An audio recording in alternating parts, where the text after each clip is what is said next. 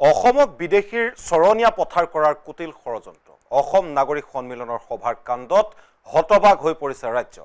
ভাৰতীয় অতিথিক নিমন্ত্ৰণ কৰি অসম বিৰোধী বক্তব্য সৈয়দা হামিদৰ মন্তব্যক লৈ তুলপাৰ হৈ পৰিছে ৰাজনীতি পুনৰবাৰ কৈছো অসমক বিদেশীৰ চৰণীয়া পথাৰ কৰাৰ কুটিল ষড়যন্ত্ৰ অসম নাগৰিক সন্মিলনৰ আৰু অসম নাগৰিক সন্মিলনৰ সভাৰ কাণ্ডত এতিয়া হতবাক হৈ পৰিছে সকলো ভাৰতীয় অতিথিক নিমন্ত্ৰণ কৰি অসম বিৰোধী বক্তব্য সৈয়দা হামিদৰ মন্তব্যক লৈ তুলপাৰ লাগিছে ৰাজ্যৰ ৰাজনীতি হামিদক একেমুখে ধিক্কাৰ দিছে মুখ্যমন্ত্ৰীয়ে ধিক্কাৰ দিছে দল সংগঠনে বাংলাদেশীৰ সমৰ্থনত নাই বুলি স্পষ্ট কৰিছে কংগ্ৰেছে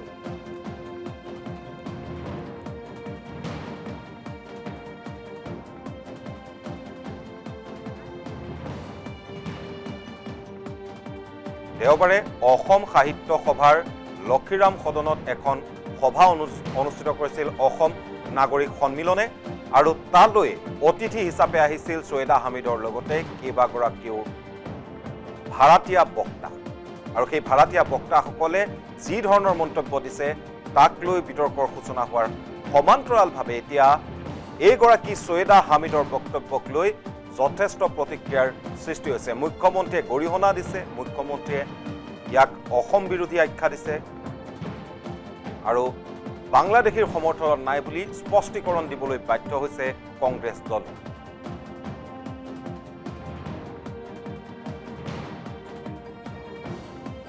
আৰু এই মুহূৰ্তত মুখ্যমন্ত্ৰীৰ প্ৰতিক্ৰিয়া আছে প্ৰতিক্ৰিয়া আপোনালোকক শুনাই লৈছো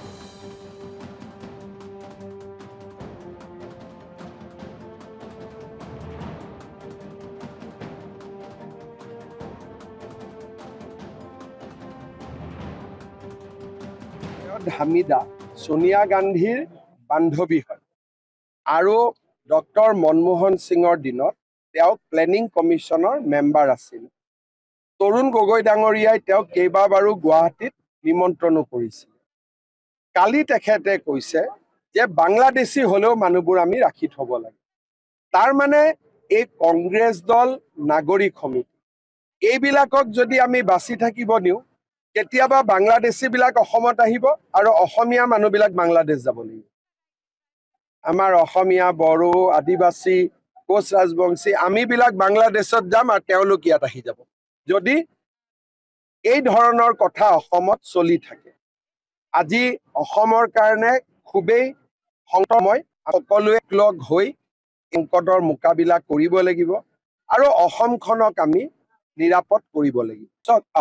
সৈয়দ হামিদা সোনিয়া গান্ধী আমাৰ কোনো সম্পৰ্ক নাই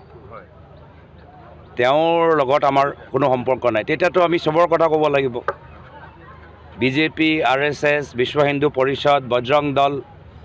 তেওঁলোকৰ সাইণ্টিষ্ট সকলৰ ওপৰত কৰিব লাগিব মন্ত্ৰী বিধায়ক সবৰ ওপৰত কৰিব লাগিব 2026 আপোনাৰ নিৰ্বাচনী ইস্যু কি হ'ব আমাৰ আমিতো সদায় কংগ্ৰেছ দলৰ স্থিতিটো স্পষ্ট আমি এজনো বাংলাদেশী নিবিচাৰোঁ আৰু আমিতো জানিবলৈ বিচাৰোঁ যে এইখিনি যে উচ্ছেদ কৰিলে কিমান বাংলাদেশী দেখা পালে কিমান বাংলাদেশীক ধৰিলে এইখিনি যে উচ্ছেদ কৰিছে সন্দেহযুক্ত কৈ আছে ঠিক আছে যদি সন্দেহ আছে তো আপোনালোকে তদন্ত কৰক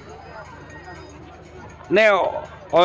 অজীৱন তেওঁলোকে সন্দেহযুক্ত হৈ থাকিব যদি সন্দেহযুক্ত আছে তো তদন্ত কৰি এসপ্তাহৰ ভিতৰত আপোনালোকে প্ৰমাণ দিয়ক যে ভাৰতীয় নে বিদেশী হ'লে আপোনালোকে বৰ্ডৰলৈ লৈ যাওক তেওঁলোকে সেইটো নকৰিব মানে 10 বছৰ হৈ গ'ল এতিয়াও সন্দেহযুক্ত হৈ আছে তো 10 বছৰ কি কৰি আছিলা এতিয়াতো 1.5 মাহ এভিকশ্যন চলাই আছে এতিয়াও সন্দেহযুক্ত তাত কিমান দিনলৈকে সন্দেহযুক্ত হৈ থাকিব আৰু ইমান দিনলৈকে তোমালোকে কি কৰি আছা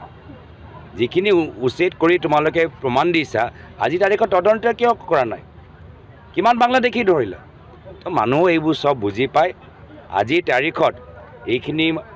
বহুতখিনি মানুহ দুখীয়া তেওঁলোকে আজি য'ত উচ্ছেদ কৰিছে সপোজ উদাহৰণ দিছোঁ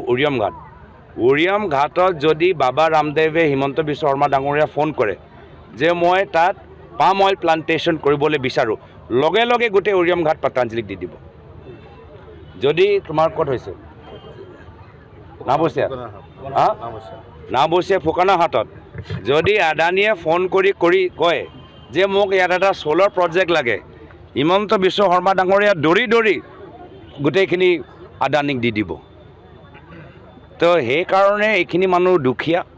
চৰকাৰে যদি ভাৰতীয় নাগৰিক হিচাপে তেওঁলোকক পুনৰ স্থাপনৰ এটা ব্যৱস্থা হাতত ল'ব লাগে কিন্তু এইখন চৰকাৰ আদানী আম্বানী পিছত নিজৰ পৰিৱাৰৰ নামত বাগান খোলা ৰিজৰ্ট খোলা তাৰ পৰা তেওঁলোকে অলপ সময় পালেহে দুখীয়া মানুহক পুনৰ সংস্থাপন কৰিব তাৰ পৰা সময় পালেহে তেওঁলোকে সন্দেহযুক্ত নাগৰিকৰ ভিতৰত সঁচাকৈ বাস্তৱ বাংলাদেশী কোন ধৰিব সময় ক'ত আছে মুখ্যমন্ত্ৰীক মই শুভেচ্ছা জনালোঁ পুনৰবাৰ তেওঁ কৰৰপতি মুখ্যমন্ত্ৰী হিচাপে প্ৰমাণ হ'ল 17 কোটি হ'ব তেওঁ কৈছিল যে অসমখনক ভাৰতৰ 5টা শীৰ্ষ ৰাজ্যৰ তালিকাৰ ভিতৰত লৈ যাব সেইটোতো পোৱা নাই কিন্তু উত্তৰ পূৰ্বাঞ্চলত 5জনৰ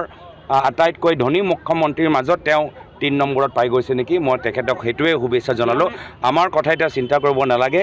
অসমৰ জনসাধাৰণে চিন্তা নিজে কৰিব আগন্তুক নিৰ্বাচনত অসমৰ জনসাধাৰণ তেখেতক বিদায় দি ৰাইজে নিজৰ নেতৃত্ব ল'ব কংগ্ৰেছে তেওঁ ৰাইজক সহায় কৰিব পৰিকল্পনা আয়োগৰ প্ৰাক্তন সদস্যা সৈয়দা হামিদ কালি অসমলৈ আহি অসমৰ উচ্ছেদৰ বিৰোধিতা কৰিবলৈ গৈ যি অদ্ভুত ধৰণৰ বক্তব্য তেওঁ ৰাখিছে সেই বক্তব্যক সদৌ অসম ছাত্ৰ সন্থাই গৰিহণা দিছো এনে অসম বিৰোধী ভাৰত বিৰোধী মন্তব্য নকৰিবৰ কাৰণে তেওঁ খকিয়াই দিছো একে সময়তে এনেকুৱা বিজতৰীয়া মানসিকতাৰ মানুহ অসমলৈ মাতি আনি অসমৰ সামাজিক বাতাবৰণটো বিনষ্ট নকৰিবলৈ এনেকুৱা অনুষ্ঠানৰ উদ্যোক্তাসকলকো খকিয়াই দিছো কালি সেই মহিলাগৰাকীয়ে স্পষ্টভাৱে উল্লেখ কৰিছে যে বাংলাদেশী অসমত থকাটো কোনো অপৰাধ নহয় ঈশ্বৰে গোটেই পৃথিৱীখন মানুহৰ কাৰণে সৃজিছে গতিকে বাংলাদেশী অসমত থাকিব পাৰে আৰু বাংলাদেশীয়ে অসমত কাৰো অধিকাৰ খৰ্ব কৰা নাই বুলি উল্লেখ কৰিছে বৰঞ্চ বাংলাদেশীয়ে অধিকাৰ খৰ্ব কৰা বুলি কোৱাটোহে মানৱতাৰ পৰিপন্থী বুলি মহিলাগৰাকীয়ে স্পষ্ট মন্তব্য কৰিছে আৰু এখোজ আগুৱাই গৈ তেওঁ কৈছে যে অসমত নৰসংহাৰ চলি আছে এনে অদ্ভুত বক্তব্যৰ জৰিয়তে দুটা কথাটো স্পষ্ট হৈ গৈছে প্ৰথম এই মহিলাগৰাকীৰ অসম সম্পৰ্কে অসমীয়া মানুহৰ সংগ্ৰামী ইতিহাস সম্পৰ্কে কোনো ধৰণৰ জ্ঞান নাই আৰু দ্বিতীয়তে এই মহিলাগৰাকীৰ বোধহয় কাণ্ডজ্ঞানো নাই কোনো কাণ্ডজ্ঞান থকা মানুহে এনে উদ্ভট যুক্তি দাঙি ধৰিব নোৱাৰে এনে অসম বিৰোধী এনে ভাৰত বিৰোধী মন্তব্য দাঙি ধৰিব নোৱাৰে বাংলাদেশীয়ে অসমীয়া মানুহৰ অধিকাৰ খৰ্ব কৰা নাই বুলি কোৱাটোৱে অসম আন্দোলনৰ 860 গৰাকী শ্বহীদৰ ত্যাগৰ চৰম উপহাস অসম আন্দোলনত ধৰ্ষিতা হোৱা প্ৰায় 58 গৰাকী আই মাতৃৰ ত্যাগৰ চৰম উপহাস অসম আন্দোলনত নিৰ্যাতিত হোৱা গুলিবিদ্ধ হোৱা আজীৱন পংগুত্বক আঁকোৱালি লোৱা মানুহবোৰৰ ত্যাগক চৰম অপমান কৰিছে কোনো কাৰণত এনে মন্তব্য অসমত কৰিবলৈ দিয়া নহব অসমত বাংলাদেশীৰ অবাধ প্ৰব্ৰজনে বহু জিলাৰ জনগাঁথনি সম্পূৰ্ণ সলনি কৰি পেলালে কেইবাখনো অসমৰ জিলাত এতিয়া অসমৰ খিলঞ্জীয়া মানুহ সংখ্যালঘুত পৰিণত হ'ল আমাৰ ভাষাটোৰ প্ৰতি সংকট আহিল আমি ভাষিকভাৱে সংখ্যালঘু হ'বলৈ গৈ আছো আমাৰ অৰ্থনীতিত সংকট আহিছে ট্ৰাইবেল বেল্ট ব্লকত বাংলাদেশী সোমাইছে ৰাজনৈতিক অধিকাৰ অসমৰ মানুহৰ হাতৰ পৰা ক্ৰমশঃ গুচি গৈছে এই কথাবোৰ কেৱল ছাত্ৰ সন্থাই কৈ থকা নাই মহামান্য গুৱাহাটী উচ্চ ন্যায়ালয়ে কৈছে যে বাংলাদেশীয়ে নিজৰ নাম ভোটাৰ তালিকাত সন্নিবিষ্ট কৰিছে they have became the king maker স্পষ্টভাৱে কৈছে অৰ্থাৎ অসমৰ জনপ্ৰতিনিধি কোন হ'ব সেই নিৰ্ণায়ক অধিকাৰটো ক্ৰমশঃ বাংলাদেশীৰ হাতলৈ গৈ আছে মহামান্য উচ্চতম ন্যায়ালয়ে কৈছে যে অবৈধ বাংলাদেশীৰ অবাধ প্ৰব্ৰজনৰ ফলত অসমত আভ্যন্তৰীণ অশান্তি হৈছে বহিঃআগ্ৰাসন হৈছে এই কথাবোৰ সেই মহিলাগৰাকীয়ে গম নাপায় নেকি আৰু যদি সেই মহিলাগৰাকীয়ে গম নাপায় মহিলাগৰাকীক অসমলৈ মাতি আনি সামাজিক বাতাবৰণ বিনষ্ট কৰিবলৈ দিয়া এনে অনুষ্ঠানৰ উদ্যোক্তাসকলেতো গম পায় তেওঁলোকে এই মুহূৰ্তলৈকে ৰাজহুৱাভাৱে কিয় ক্ষমা খোজা নাই এটা কথা স্পষ্টকৈ কৈছো অসমৰ অবৈধ বাংলাদেশী প্ৰব্ৰজনৰ সমস্যাটো অসম চুক্তিৰ আধাৰত সমাধান হ'ব লাগিব 1971 চনৰ পিছত অহা হিন্দুৱেই হওক মুছলমানেই হওক অসমৰ পৰা যাব লাগিব অসমৰ কোনো হিন্দু কোনো মুছলমানে অবৈধ বাংলাদেশী অসমত থকাটো নিবিচাৰে গতিকে অবৈধ বাংলাদেশীৰ এনে ৰক্ষকক বাহিৰৰ পৰা আমদানি কৰি আনি অসমৰ পৰিৱেশ বিনষ্ট নকৰিবলৈ এনে উদ্যোক্তাসকলক খকিয়াই দিছো কালিৰ অনুষ্ঠানটোৰ উদ্যোক্তা যিটো অনুষ্ঠানত এই মহিলাগৰাকীয়ে ইমান এটা উদ্ভট অসম বিৰোধী খিলঞ্জীয়া বিৰোধী ভাৰত বিৰোধী মন্তব্য কৰিছে সেই অনুষ্ঠানৰ উদ্যোক্তাসকলে এই বিশেষ মন্তব্যটো ৰাজহুৱাভাৱে প্ৰত্যাহাৰ কৰিব লাগে এই মন্তব্যটো গৰিহণা দিব লাগে ৰাজহুৱাকৈ আৰু তেওঁলোকে ক্ষমা খোজা উচিত আৰু তাকে নকৰিলে অসমৰ মানুহৰ বুজিবলৈ বাকি নাথাকিব যে এনে অনুষ্ঠানৰ উদ্যোক্তাসকলো হাতে কামে লাগি গৈছে অবৈধ বাংলাদেশীক অসমত ৰক্ষণাবেক্ষণ দিবলৈ তেনে কথা অসমৰ মানুহে কোনো কাৰণত গ্ৰহণ নকৰে আৰু অসমৰ বাংলাদেশী সমস্যাটোক হিন্দু মুছলমানৰ ৰহন নাখানিবৰ কাৰণে সকলো পক্ষকে সদায় ছাত্ৰ সন্থাই সকীয়াই আছো অবৈধ বাংলাদেশীৰ ৰক্ষকৰ ভূমিকাত অৱতীৰ্ণ হোৱা কোনো অপশক্তিকে অসমৰ সমাজ জীৱনে স্থান নিদিয়ে এনে অপশক্তিক অসমে পুলিয়ে পুখাই উৎখাত কৰিব সৈয়দা হামিদাৰ নামটো কেতিয়াও শুনাও নাছিলো মই নাজানো দেই তো আজি সংবাদ মাধ্যমত দেখিলো বিশেষকৈ অসমীয়া প্ৰতিদিন কাকতত দেখিলো যে সৈয়দা হামিদাই মানে সাংঘাতিক ধৰণে সংবাদ মাধ্যমত দেখিছে যে তেখেতে যিবিলাক বক্তব্য দাঙি ধৰিছে এইবিলাক বিদেশী পক্ষত বক্তব্য দাঙি ধৰিছে বিদেশী পক্ষত দাঙি ধৰা কোনো বক্তব্য অসমীয়া মানুহে কেতিয়াও গ্ৰহণ নকৰে বাংলাদেশী অসমত থাকিলেনো কি হ'ব বুলি কোৱা কথাটো কোন অসমীয়া মানি ল'ব কওকচোন তেওঁলোকে অসমীয়া জাতিৰ সভ্যতা অসমীয়া জাতিৰ সংস্কৃতি অসমীয়া জাতিৰ ইতিহাস অসমীয়া জাতিৰ সংগ্ৰাম অসমীয়া জাতিৰ আকাংক্ষা সপোন এইবিলাক কথা একো নাজানে আকস্মিকভাৱে আহে আৰু এনেকুৱা এটা বক্তব্য দাঙি ধৰে আৰু যি বক্তব্যৰ জৰিয়তে আচলতে বিজেপিৰে লাভ হয় এটা সাম্প্ৰদায়িক বাতাবৰণ সৃষ্টি কৰিবলৈ চেষ্টা কৰে গতিকে যিয়ে এই বক্তব্য দাঙি ধৰিছে সেই মহিলাগৰাকীক মই এই বক্তব্য উঠাই ল'বৰ কাৰণে দাবী জনাইছো অসমত সাম্প্ৰদায়িক ৰাজনীতি কৰিবলৈ কোনো অহাৰ প্ৰয়োজন নাই অসমত বিদেশী থাকিব লাগে বুলি কোৱা মানুহ কোনো নাই অসমত যি ধৰ্মৰ যি জাতিৰ যি বৰ্ণৰ যি আদৰ্শৰ মানুহেই নহওক লাগিলে কিয় কোনেও অসমত বিদেশী গ্ৰহণ নকৰে বিজেপিয়ে হিন্দু বাংলাদেশী আনিব খুজিছে আমি গ্ৰহণ নকৰো কিছুমানে মুছলিম বাংলাদেশীক সমৰ্থন কৰে আমি তেওঁলোককো গ্ৰহণ নকৰো আমি বিদেশীৰ বিৰুদ্ধে আছো আৰু সেইকাৰণে সৈয়দা হামিদে যি বক্তব্য দাঙি ধৰিছে তাৰ আমি তীব্ৰ প্ৰতিবাদ কৰিছো আৰু তেখেতক এই বক্তব্য উঠাই ল'বৰ কাৰণে দাবী উত্থাপন কৰিছো লগতে যিসকলে এই সভাখন আয়োজন কৰিছিলে উদ্যোক্তাসকলক মই বিনম্ৰভাৱে অনুৰোধ জনাইছো যে অসমৰ এই সেনচিটিভ পৰিৱেশত অসমৰ এই অত্যন্ত মানে এটা মানে কি ক'ব সংবেদনশীল পৰিৱেশত যি সময়ত অসমত হিন্দু মুছলমানৰ ৰাজনীতি কৰিবৰ কাৰণে সংঘৰ্ষ আৰু সংঘাত লগাবৰ কাৰণে বিজেপি দলটোৱে উঠি পৰি লাগিছে সেই সময়ত বাহিৰৰ পৰা কোনোবা মানুহ আনি এনেকুৱা ধৰণৰ বক্তব্য প্ৰদান কৰোৱাই অসমীয়া জাতিটোৰ যাতে ক্ষতি নকৰে তাৰ কাৰণে সকলো উদ্যোক্তাকে মই সাৱধান হ'বৰ কাৰণে আহ্বান জনাইছো আৰু কালিৰ সভাখনৰ যিসকল উদ্যোক্তা সেই উদ্যোক্তাসকলক এই কথাটো স্পষ্ট কৰি দিবলৈ মই অনুৰোধ জনাইছো মোৰ বিনম্ৰ অনুৰোধ যে উদ্যোক্তাসকলে এইটো স্পষ্ট কৰি দিয়ক যে তেখেতসকল বিদেশীৰ পক্ষত নাই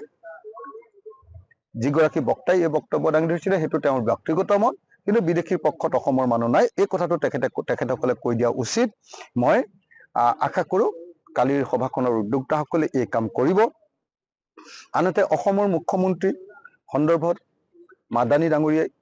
যি বক্তব্য প্ৰকাশ কৰিছে সেই বক্তব্য গ্ৰহণযোগ্য নহয় হিমন্ত বিশ্ব শৰ্মাই অসমত সাম্প্ৰদায়িক ৰাজনীতি কৰিছে হিমন্ত বিশ্ব শৰ্মাই অসমত হিন্দু মুছলমানৰ ৰাজনীতি কৰিছে হিমন্ত বিশ্ব শৰ্মাই অসমত সাম্প্ৰদায়িক সংঘাত লগাবলৈ চেষ্টা কৰিছে আৰু সেইকাৰণে প্ৰত্যেকজন সচেতন সংবেদনশীল জ্ঞানী অসমীয়াই হিমন্ত বিশ্ব শৰ্মাক ঘৃণা কৰে বেয়া পায় তেওঁক সাম্প্ৰদায়িক লেডাৰ বুলি ভাবে তেওঁক বেয়া মানুহ বুলি ভাবে কিন্তু সেই বুলি কোনোবা মাদানীয়ে অসমৰ মুখ্যমন্ত্ৰীক খেদিব লাগে বুলি যদি কয় তেতিয়াহ'লে আকৌ সেইটো আমি নামানো সেইটো কোনো পধ্যে আমি নামানো কাৰণ তেওঁ অসমৰ মানুহ নহয় অসমৰ মানুহে আমি নিজে এই সিদ্ধান্ত ল'ম হিমন্ত বিশ্ব শৰ্মাক কেতিয়া খেদিম ২৬ত আমি খেদিম কিন্তু মাদানীয়ে যদি এনেকুৱা বক্তব্য প্ৰকাশ কৰে তেতিয়া আকৌ অসমৰ মানুহে উল্টা কৰিব সেইকাৰণে মাদানী ডাঙৰীয়া আৰু অন্য যিকোনো এনেকুৱা ধৰ্মীয় নেতাবিলাকক এই সম্পৰ্কে বক্তব্য প্ৰদান নকৰিবৰ কাৰণে আমি সকীয়াই দিছো আমি আহ্বান জনাইছো আমি অনুৰোধ কৰিছো যে এই সম্পৰ্কে আৰু বক্তব্য প্ৰদান নকৰে আৰু হিমন্ত বিশ্ব শৰ্মাই যি সাম্প্ৰদায়িক ৰাজনীতি কৰিছে ২ নম্বৰী ৰাজনীতি কৰিছে সংঘৰ্ষমূলক ৰাজনীতি কৰিছে হিন্দু মুছলমানৰ ৰাজনীতি কৰিছে এইটো নকৰিবৰ কাৰণে হিমন্ত বিশ্ব শৰ্মাক আমি সকীয়াই দিছো যে যোৱাকালি ছায়েদা হামিদ নামৰ এগৰাকী ব্যক্তি তেখেত প্ৰাক্তন পৰিকল্পনা আয়োগৰো সদস্য আছিল গুৱাহাটীত সাংবাদিকসকলৰ সৈতে মুখামুখি এটা অনুষ্ঠানত তেখেতে বাংলাদেশীৰ সম্পৰ্কত যি বক্তব্য প্ৰদান কৰিছে প্ৰকৃতপক্ষে তেখেতে অসমৰ বাংলাদেশীৰ যিটো সমস্যা সেই সমস্যা তেখেতৰ হয়তো জ্ঞান নাই নতুবা তেখেতে হৃদয়ংগম কৰা নাই ভিছা বা পাছপোৰ্ট লৈ অহা কোনো বাংলাদেশীৰ ক্ষেত্ৰত আমাৰো ক'ব লগা নাই কিন্তু ক'ব লগা কোনবিলাক বাংলাদেশীৰ ক্ষেত্ৰত আছে যিবিলাকে অবৈধভাৱে কাটাতাৰ পাৰ হৈ আহি প্ৰব্ৰজিত হৈ আহিছে প্ৰব্ৰজনকাৰী বাংলাদেশীৰ সম্পৰ্কত নিশ্চিতভাৱে তেখেতৰ ধাৰণা যেনেকুৱা হ'ব লাগিছিল নাই কাৰণেই তেখেতে কৈছে যে বাংলাদেশী অসমত থাকিলে সমস্যাটো কি বাংলাদেশী অসমত থাকিলে নিশ্চিতভাৱে সমস্যা আছে কাৰণ অসমৰ জনগাঁথনি ইতিমধ্যে পৰিৱৰ্তন হৈছে আৰু আমি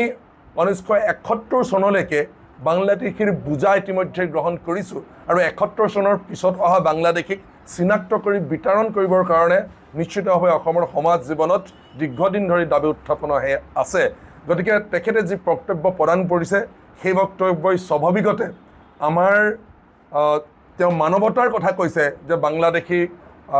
মানৱতাৰ কথা তেওঁ যেনেধৰণে কৈছে প্ৰকৃতপক্ষে আচলতে মানৱতাৰ ভুলুণ্ঠিত যদি হৈছে আমাৰ খিলঞ্জীয়া মানুহৰ হৈছে অসমীয়া মানুহৰ হৈছে থলুৱা ভূমিপুত্ৰৰ হৈছে এইকাৰণে হৈছে যে অবাধ গতিত অসমৰ যেনেধৰণে জনগাঁথনি পৰিৱৰ্তন হৈছে সেই জনগাঁথনি আপোনালোকে দেখিছে প্ৰবজিত আৰু আগ্ৰাহিত দুই ধৰণে জনগাঁথনি পৰিৱৰ্তন হৈছে গতিকে এই সৰ্বভাৰতীয় যিবিলাক নেতা অসমলৈ আহে তেখেতে ভাৰতবৰ্ষৰ প্ৰকৃত ছবিখন যেনেধৰণে দেখিছে সেই ভাৰতবৰ্ষৰ প্ৰকৃত ছবিখনতকৈ যে অসমৰ ছবিখন সুকীয়া সেই কথাটো তেওঁলোকে হৃদয়ংগম নকৰাৰ কাৰণে এনেধৰণে বক্তব্য প্ৰদান কৰিছে সেই বক্তব্যত আমি অসম জাতীয়তাবাদী যুৱ ছাত্ৰ পৰিষদে বিৰোধিতা কৰিছোঁ